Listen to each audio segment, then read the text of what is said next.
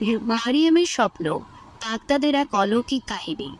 একদা বাগদাদের স্বর্ণযুগে যখন শহরটি জ্ঞান আর কেন্দ্র ছিল, সেখানে বাস করত এক যুবতী নাম মারিয়াম।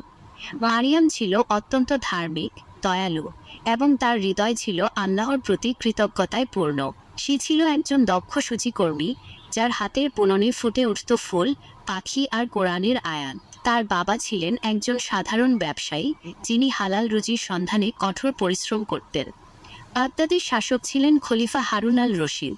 তিনি ছিলেন ন্যায়পরায়ণ, বিচক্ষণ এবং প্রজাদের দুঃখ কষ্টের প্রতি সংবেদনশীল। তবে তার দরবারে ছিল এক ধূর্ত উজির, ইসমাইল, যার চোখ ছিল ক্ষমতার উপর।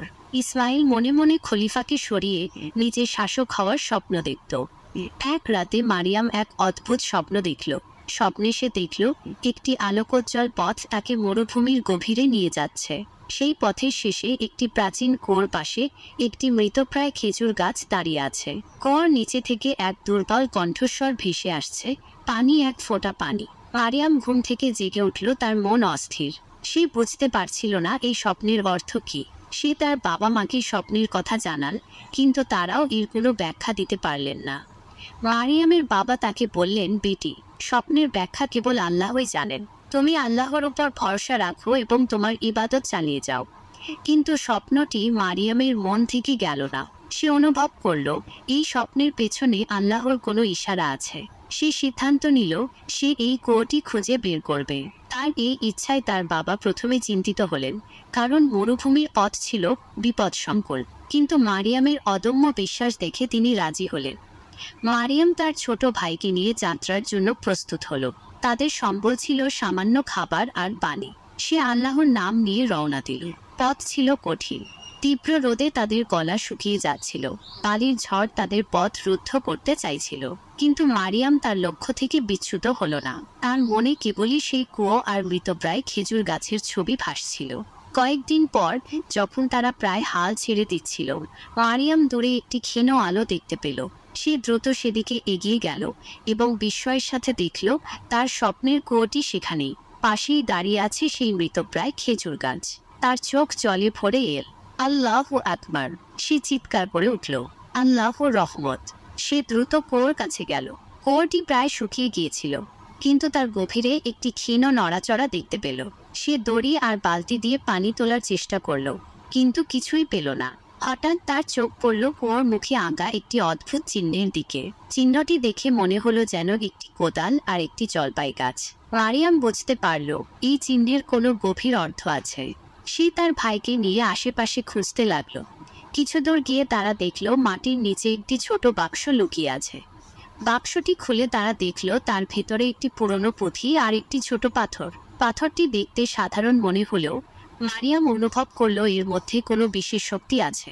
পুঁথিতে আরবিতে লেখা ছিল কিছু অজানা নির্দেশাবলী, যা খলিফার দরবারের প্রতিচিহ্ন বহন করছিল।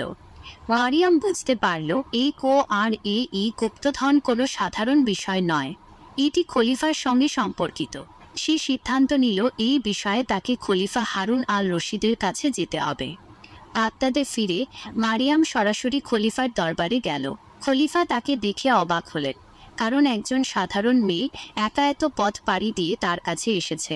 মারিয়াম সাহসের সাথে তার স্বপ্নের কথা, কুয়ো খুঁজে পাওয়ার কথা এবং পুঁথি ও পাথর পাওয়ার কথা খলিফাকে খুলে বলল।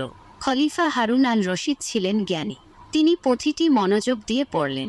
পুঁথিতে লেখা ছিল, যখন বাগদাদ বিপদে পড়বে তখন একটি কুয়ো শুকিয়ে যাবে আর তার পাশে এক মৃতপ্রায় খেজুর গাছ জন্মাবে।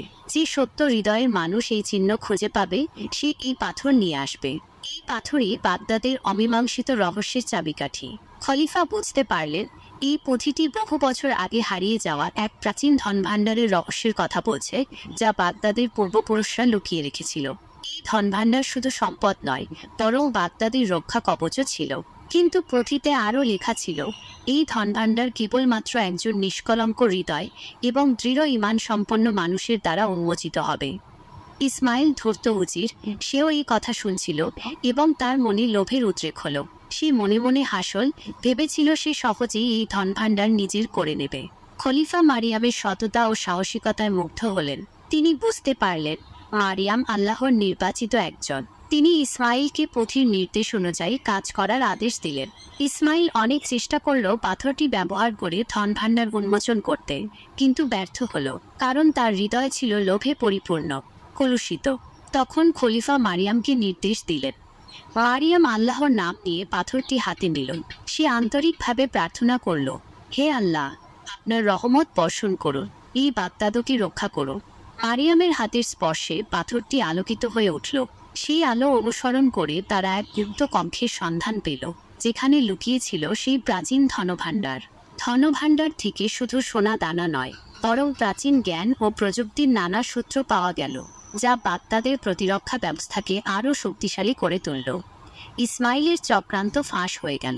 খলিফা হারুন আল রশিদ তাকে উপযুক্ত শাস্তি দিলেন।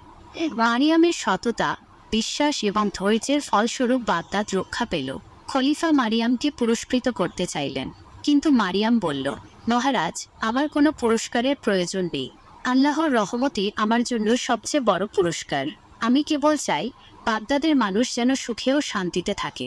তার এই বিনয় খলিফা আরও মুগ্ধ হলেন।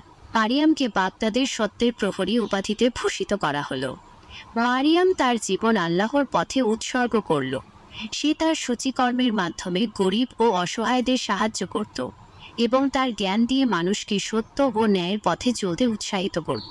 তার গল্প প্রজন্মের পর প্রজন্ম ধরে বলা হতে লাগল, যা বাগদাদের মানুষের মনে বিশ্বাস, ধৈর্য এবং সত্যের প্রতি অবিচল থাকার প্রেরণা যোগায়। এই গল্পটি কেমন লাগলো?